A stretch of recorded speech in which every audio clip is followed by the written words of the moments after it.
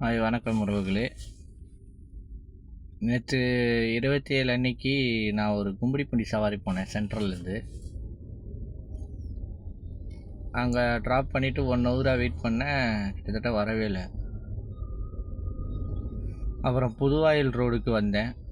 அங்கேருந்து ஒரு 7 கிலோமீட்டர் எம்டியாக வந்து புதுவாயில் ரோடு கனெக்ட் பண்ணேன். அங்கே ரிசர்வேஷன் வந்துச்சு. முகப்பேர் வெஸ்ட்டு பெரியபாளையம் உள்ள பிக்கப்பு ரிசர்வேஷன் முகப்பேர் வெஸ்ட்டு இருந்துச்சு. என்ன அமௌண்ட் வந்திருக்குன்னு நீங்கள் கமெண்ட் பாக்ஸில் வந்து பிரிண்ட் பண்ணிட்டு போங்க. கார் டிரைவர்ஸ் எல்லோரும் கும்படிப்பூண்டி வந்தீங்கன்னா இல்லை தடா அந்த மாதிரி வந்தீங்கன்னா ரிட்டன் சவாரி பேசிவாங்க. இல்லைன்னா ரிட்டன் சும்மா வந்தாலும் அதுக்கேற்ற மாதிரி நீங்கள் கணக்கு பண்ணிட்டு வாங்க அமௌண்ட்டு. அப்போ தான் உங்களுக்கு கையில் நிற்கும் காசு கேஸ் போக. கும்படிப்பூண்டி சவாரி இனிமேல் வரக்கூடாதுன்னு தான் இருக்கேன். ஏன்னா கும்படிப்பூண்டி ரேர் தான் அடிக்கிறது, அடித்தாலும் போகக்கூடாது. அதே மாதிரி இன்றைக்கி செங்கல்பட்டு சவாரி எடுத்தேன்.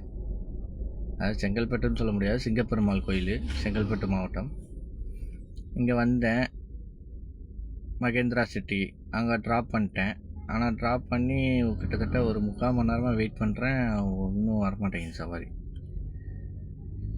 இந்த சைடு வந்தீங்கன்னா ஒன்ஸ் ரிட்டன் சவாரி ஏதாவது ரிசர்வேஷன் பண்ணிவிட்டு வாங்க, இல்லைன்னா எடுக்காதீங்க. முடிஞ்சளவு பல்லாவரம், தாம்பரம் அது வரைக்கும் வர பாருங்கள். அப்படி வந்தீங்கன்னா ரிட்டனோடு வராமல் இருந்தால் வாங்க, இல்லைனா ரிட்டன் சவாரி கிடைக்காது. எப்படியும் அதுக்கேற்ற மாதிரி பேசிட்டு வாங்க. ஏன்னா புதுசாக ஓட்டுறவங்களுக்கு தெரியாது, இதிலே ஓட்டி இருக்கவங்களுக்கு அனுபவம் இருக்கும். புதுசாக 1 மாதம் 10 நாள் அந்த மாதிரி ஓட்டுறவங்களுக்கு தெரியாது.